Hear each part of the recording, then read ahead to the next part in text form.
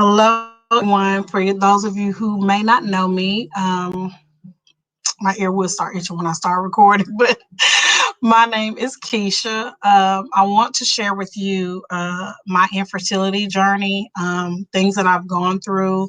I've shared a little bit of it in clips, I believe, in our Makeup and Tea YouTube channel and Facebook page that my sister and I have, and I will be sharing this on that page as well as my personal YouTube page, our Makeup and Tea YouTube page, and my personal and public Facebook page. That's Takesha Pfeiffer. And as you see scrolling across the bottom, I have a blog, and that's my blog website. I haven't put this story on there yet, but I will put this particular video on there so you guys can see it from different social media streams. So whichever one you prefer to watch it, you can.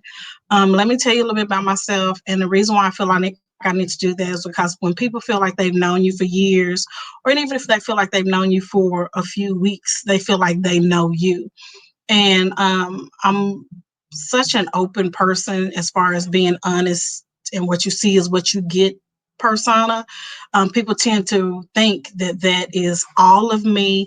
I don't share a lot of things about myself. I pick and choose what I want to share, but I think it's very important for me to share my journey, things that I've gone through, that people that know I've gone through, because it may help somebody else.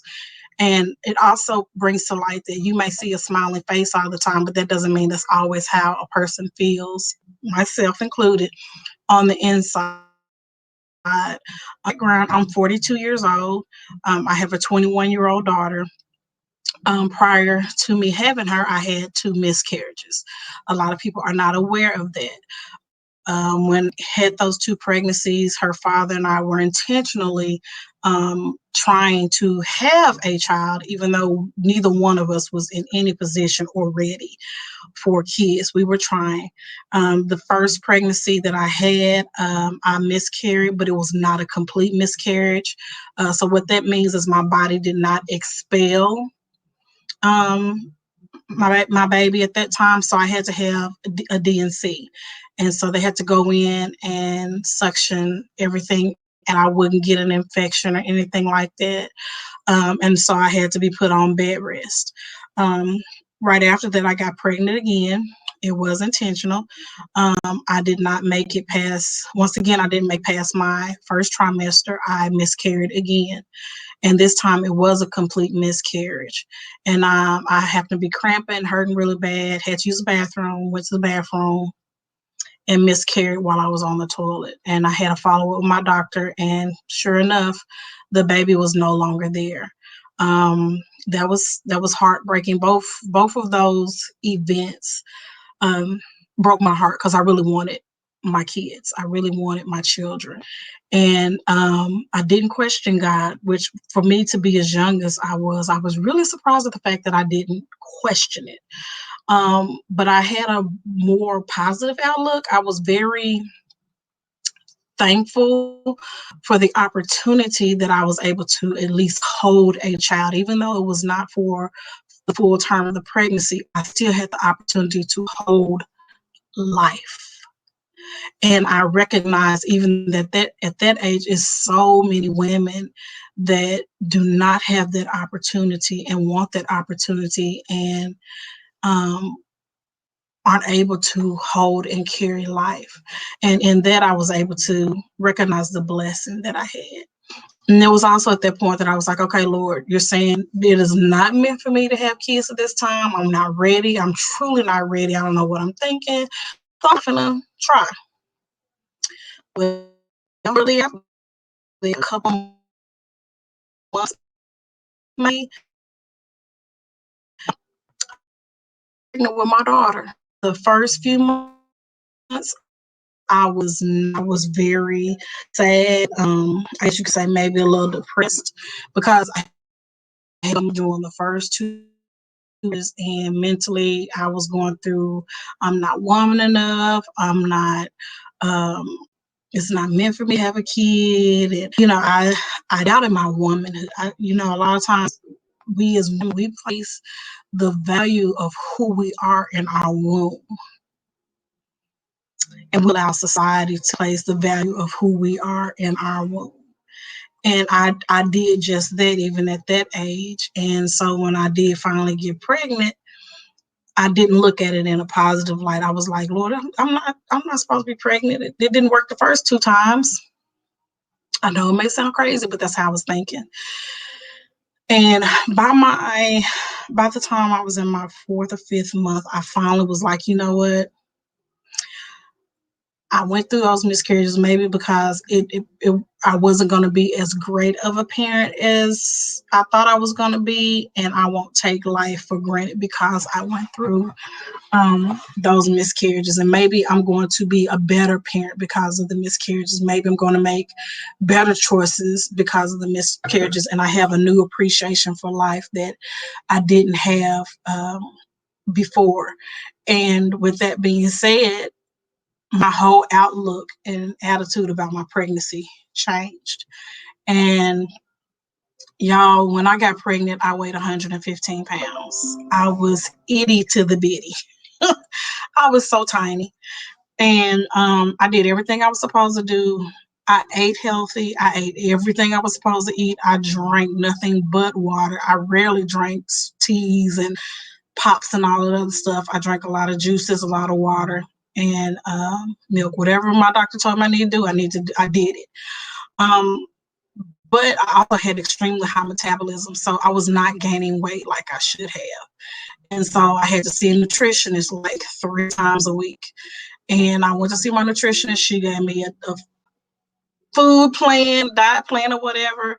And I stuck to that. I had to have milkshakes all the time because, as we all know, for those of you like myself that would eat ice cream at night before you go to bed, it'll put weight on you.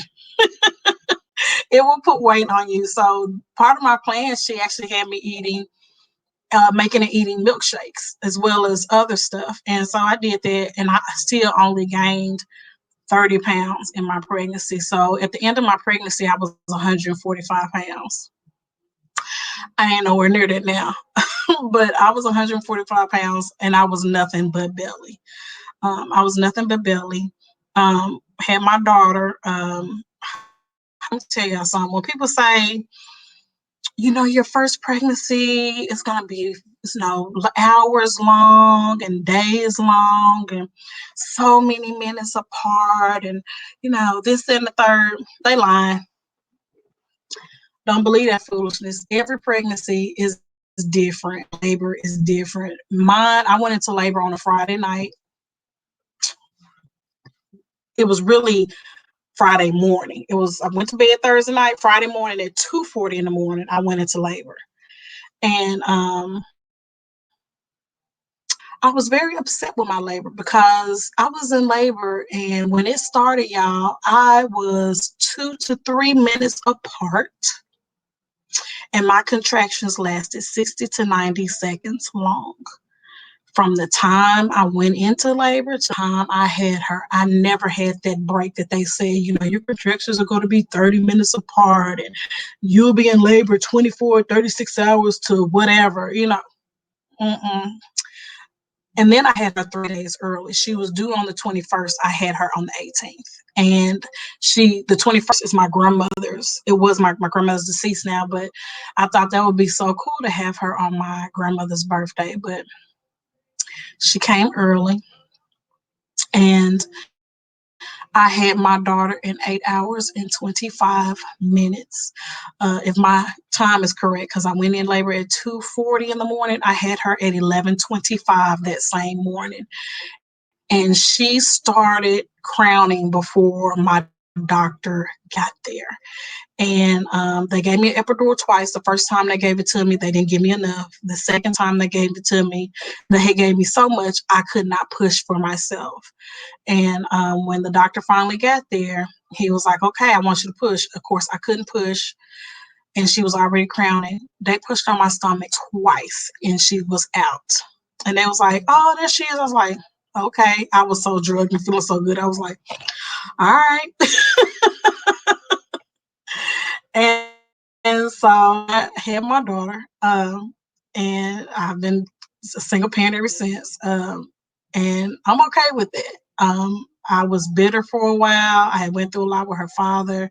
When he and I were not together, we broke up when I was about 5, 6 months pregnant. Um, and it is what it is. And I'm okay with it. So come to present day. Well, let me go back. So during my second pregnancy prior to my daughter, we found during the ultrasound that I had some cysts, which contributed to the miscarriage. I also had a history of endometriosis. So that also contributed to my fertility issues. Then I got on the depot, the shot. And I know this is a lot of information. It might be TMI for some people, but for 6 years, I did not have a cycle thanks to the depot shot. And I loved every minute of it. Say what you want. I loved every minute of it. I put on weight. I don't regret the weight, but I loved my 6 year reprieve. But it also helped me with my endometriosis and a lot of the issues that I had every month when I came on my cycle. And so when I got off the shot, because my doctor was like, you are gaining way too much weight, which he was right. I did not want to get off the shot. I got off the shot and I got on the patch and I started having a cycle again. But this time my cycles were lighter. I was not bleeding as much as I was. I was not having pain like I was. Like I had excruciating pain. And plus my uterus is tilted back. So prior to me having my daughter, my uterus was tilted back, and we were hoping that when I had her, it would go in this natural position of, being forward. It didn't. It went back to being tilted, inverted, whatever you want to call it, tilted. So, several years ago, doctor's appointment, found out I had fibroids. And y'all, with me, it seemed like when I find out stuff, it escalates so quickly. Like I don't have time to gradually deal with it. It escalates to the point where I need to go into the hospital or something like that. It never fails. I had fibroids and started having complications. If you've never experienced them, good for you. Enjoy it. It is prevalent in African American or Black women. I don't know why that is, but it is. Um, Hold on, I ordered a pizza for my child. I ordered a pizza for my child, so I want to make sure, and it's being delivered because I know we do COVID-19 quarantine, and then I'm trying not to go to too many places. Hold on a second. I don't want to yell at y'all.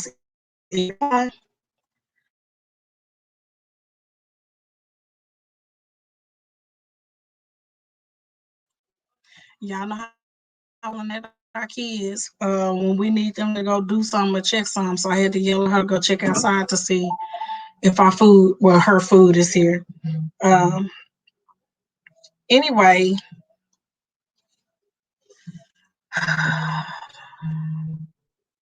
okay, that's all right. Sorry, y'all. Huh?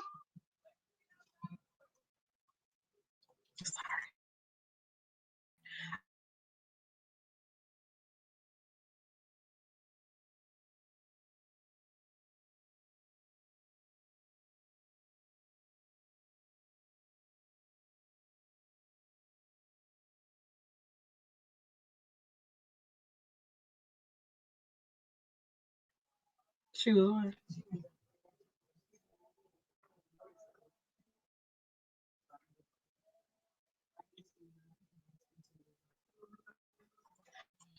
Anyway, sorry. This is real life. Um, Back to the fibroids. Sorry. So, end up having issues with my fibroids. Start having blood clots, whether I was on my cycle or not. Spotting, cramping really bad, even when I wasn't on my cycle. Um, you will have complications with sex. I was having a lot of lower back pain. I was having to use the bathroom a lot because the fibroids were putting pressure on my bladder. Um, you name it, I was dealing with it.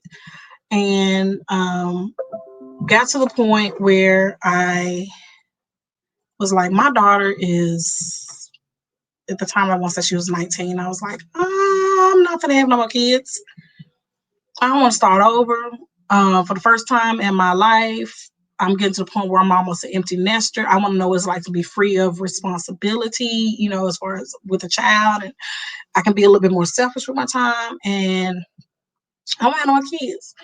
So went to a new doctor, and she did her examination. She was like, "Yeah, you're a candidate for a hysterectomy, a full hysterectomy." And what they're calling a full hysterectomy now is they take everything but leave you your ovaries, and they take your cervix. So I was like, "Okay, you can have it all because I don't want it. I want my ovaries because I want my hormones, and I want my body to keep producing those hormones, so I won't have to take any supplements."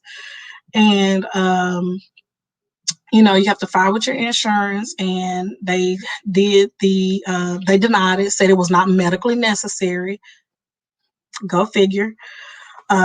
Went in, and she decided I would be a good candidate for two procedures, an ablation and a uterine fibroid embolization. The ablation is where they go in. They have several different methods of doing it, but how she was going to do it for me was she was going to go in, uh, insert water, and heat it up. And what it does is it forms scars over your uterus, which then keeps you from really having, you won't develop, blood. If you do, you build up a small amount of blood, for your cycle, which your blood from your uterus feeds your fibroids. Just FYI. So I'm hoping I'm explaining it where y'all understand it. So that was either going to get rid of or reduce the amount of bleeding I had per month. And then the fibroid embolization was where they were going to go in and block the base of the artery so they could no longer get a blood supply and slowly shrink. So that would help reduce my symptoms, for the fibroids that I had. Now, so with that being said, y'all, I went in for my procedure, for the first procedure. Went in, and I'm like, okay, I'm, feel go in, because I had to have two separate ones, so they were like a couple of weeks, 3 weeks apart. So the first one I went in was for my ablation. I went in, we talked about what was gonna happen, and I I have the procedure, and I go home. I'm cramping, which I knew that was gonna be a part of it. I was gonna have some cramps and that sort of thing. Had some bleeding, whatever. And I went in 2 weeks later for my uterine fibroid embolization. When you go in for that, you're awake.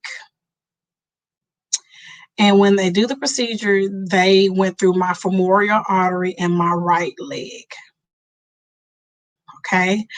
If you don't know what your femoral artery is, I need you to look it up because you can bleed out from that. So they went in. I was wide awake. I don't wish that on anybody.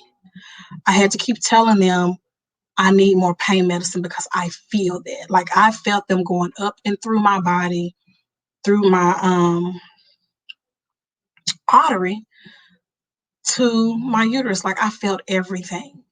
And it really started hurting when they started packing the base of my fibroid to block the blood. Like I don't wish that on anybody. Um, Came out of the procedure, and went into recovery. You have to stay in recovery for 6 hours. That is because they want to make sure you clot, because they don't want you hemorrhaging and bleeding out from your artery.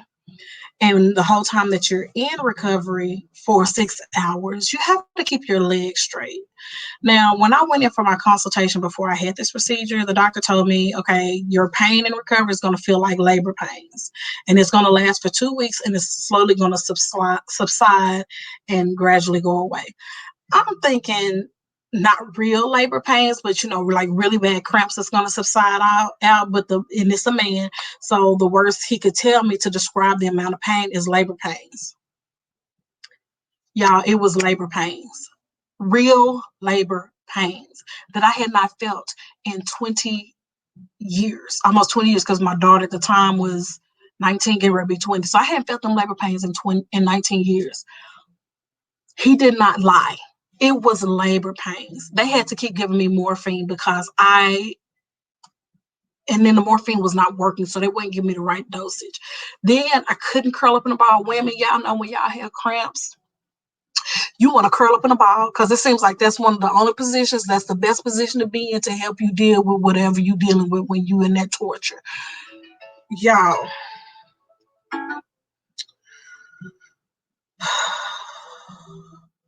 y'all. So for 6 hours, I'm enduring labor pains. I am bawling. My dad was there, and one of my good friends was there, and they felt so bad for me because it was nothing they could do. And then I couldn't move too much because I had to keep my legs straight. And when I went, ironically, by the time I went home, I had enough morphine in my system. I was still crying, but it was more bearable for me to go home at that point. I stayed drugged up for about a week and a half because I continued to have labor pains.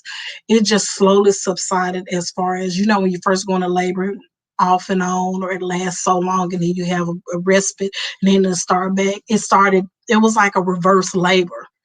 And that is true. I don't wish that procedure on anybody because it's not 100%. Um, you can get fibroids again, but I wanted a reprieve from it, that I was like, it could help people to not get it again, but it wasn't a guarantee. And so I had to endure that. I was off for a while. When I went in for my follow up to my doctor, that's when I found out she didn't even do the ablation.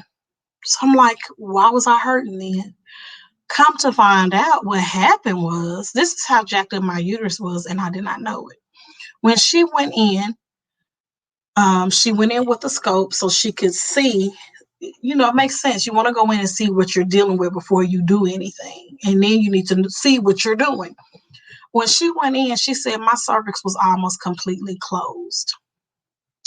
So she said it took her a while to get my cervix to dilate. So she had to physically open it and dilate my cervix.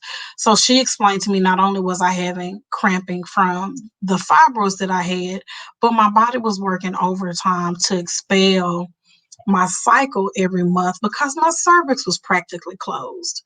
And she was like, that contributed to the amount of pain that I was having. And she was like, you really was hurting. And I was like, yeah. I'm not gonna make that up. But I hid it. A lot of people didn't know I was dealing with it at all and how bad I was dealing with it. Went in, and then she discovered that I had a hole in my uterus. Um, and let me explain about that. Y'all know how when you see patterned toilet tissue or patterned paper towels, how it'll have those impressions from the pattern. And so the paper in that impression will be thinner versus the rest of the paper towels or whatever. So think of that as the lining of my uterus, that the regular lining was like that, but where my hole was, it was like that. Like this is um, let me kind of put that finger back. So this is the bottom lining or the outer part of my uterus, and then this is the inner part. And so this is the inner lining, and then it kind of dips to where I have this thin layer of tissue left. And then it comes back up to a more thick lining. Well, she didn't want to put the water in there and heat it and be afraid that that small membrane that I had left where that hole was, that it would burn through that and then damage my organs. So she was like, I did not trust the procedure to do it and it not burn through the little bit of lining that you had. Like it, and she showed me pictures of my uterus. It was collapsed. I had a huge blood clot lodged in the lining of my uterus, as well as a nice size hole. And then you could still see um, the fibroid. And push pause, I gotta tell my daughter that her food is around the corner.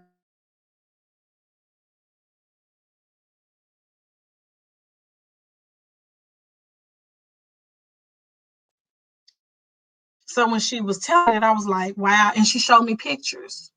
And she showed me what a healthy uterus looked like, and she showed me what mine looked like. And I was like, whoa.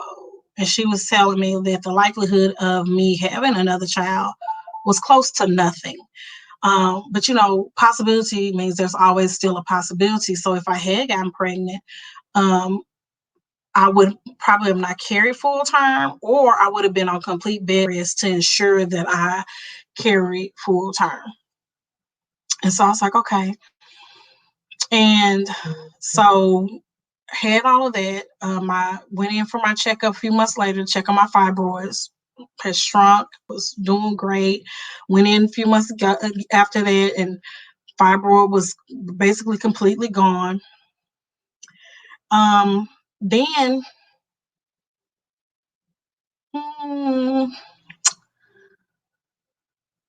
let's see, 5 months after that,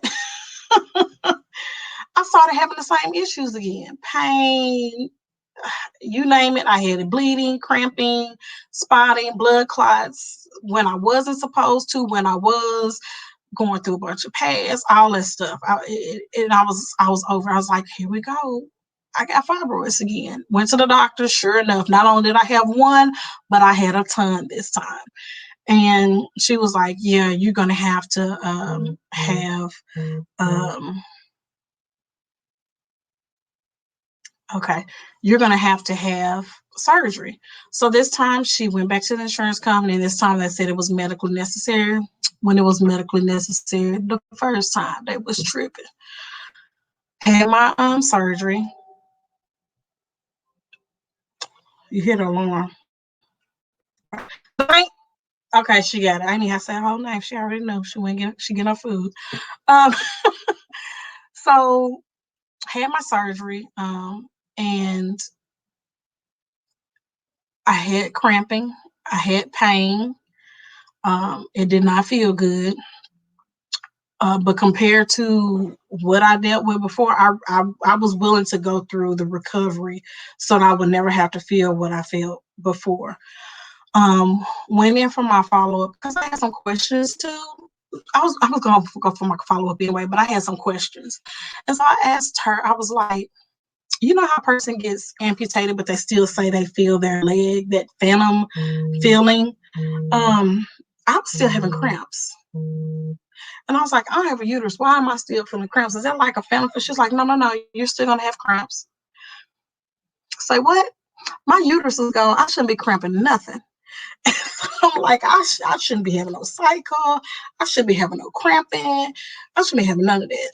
Well, come to find out, she was like, well, you still have your ovaries, and your ovaries still go through a cycle whether your uterus is there or not. And you still have stomach muscles. I said, I got stomach muscles under my fat.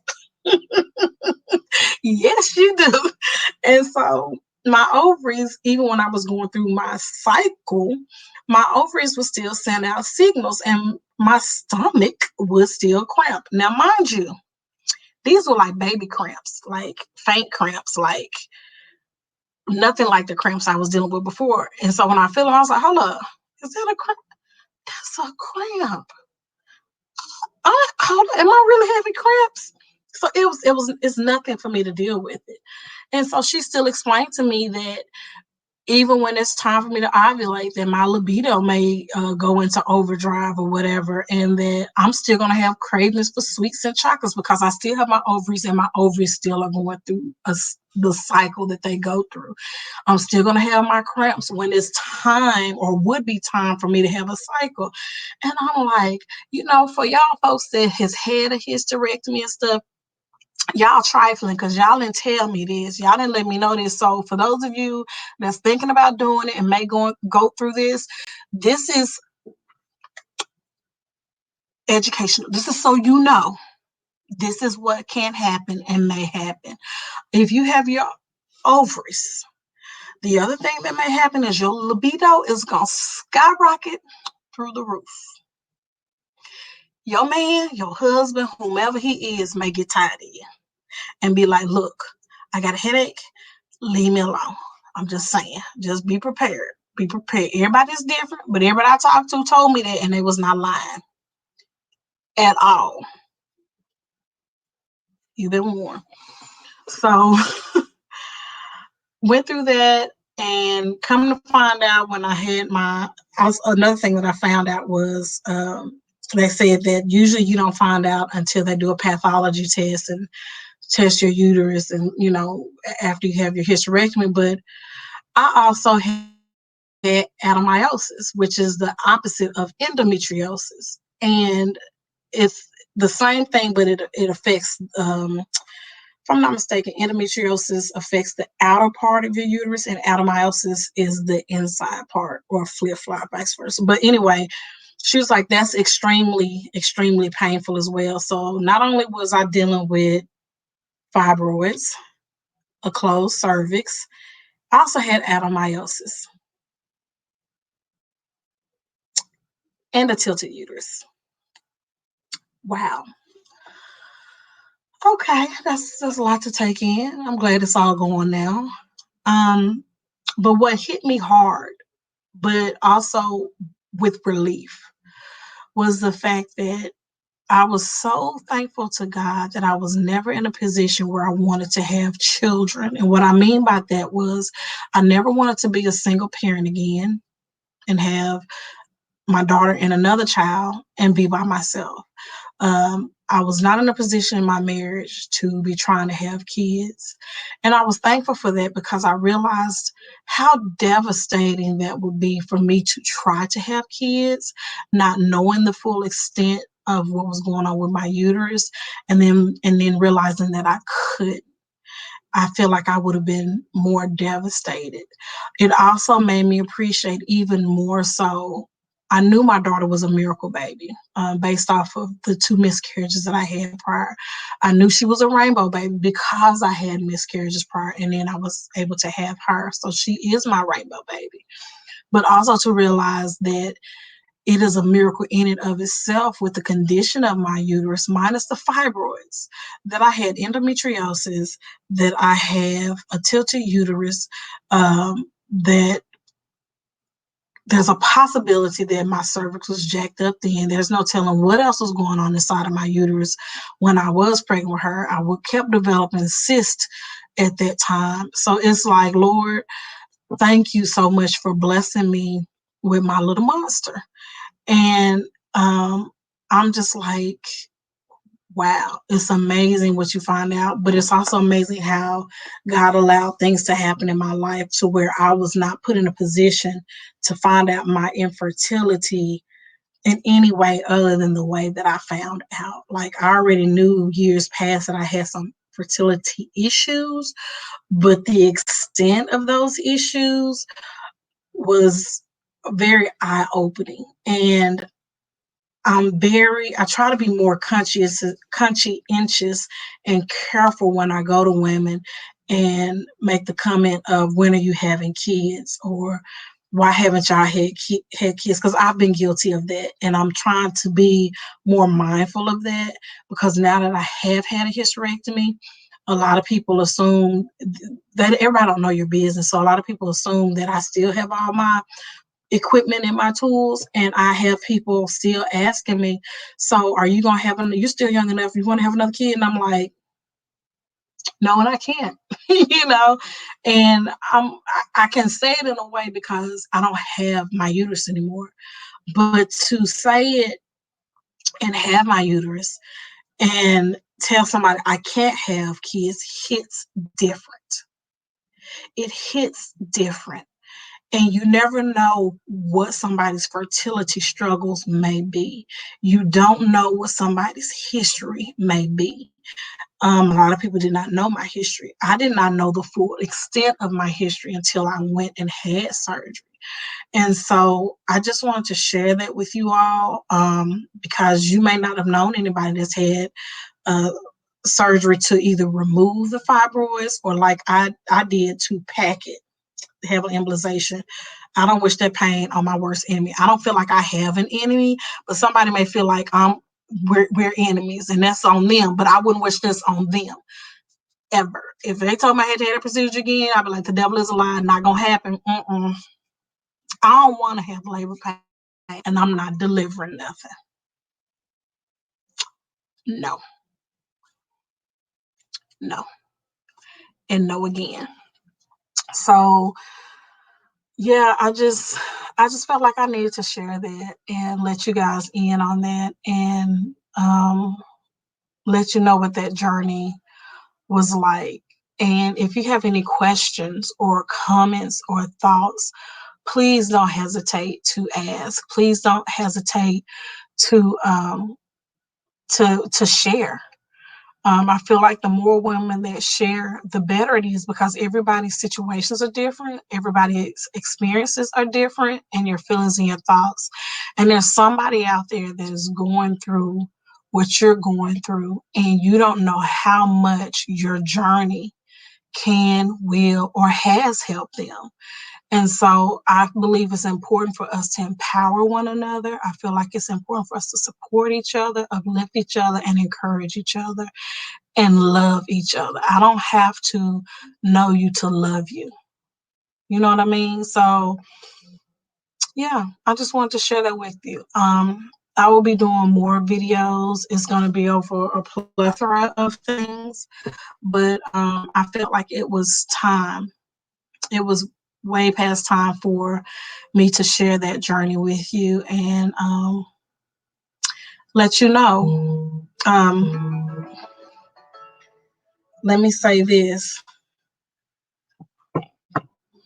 One thing that did cross my mind was, after I had the surgery, was like, dang, it's official. I cannot have any more kids. Like, wow. But I wouldn't allow I was like, what, am I less of a woman? I'm like, no, my uterus is not what makes me a woman. It's not the only thing that made me a woman. I still got a lot of other anatomies and DNAs um,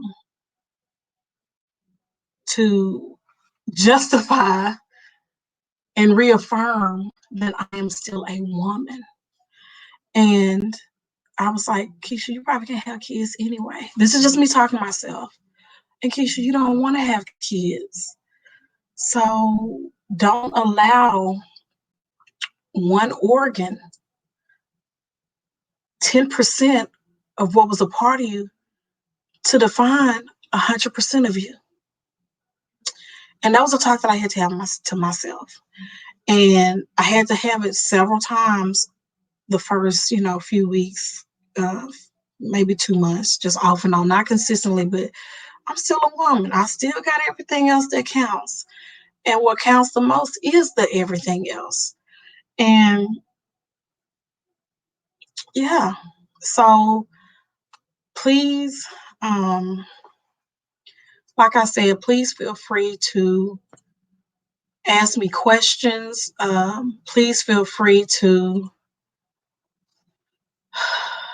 leave your comments. I will be responding to them. And I want to thank you guys for watching this video. And I will see you on the next one.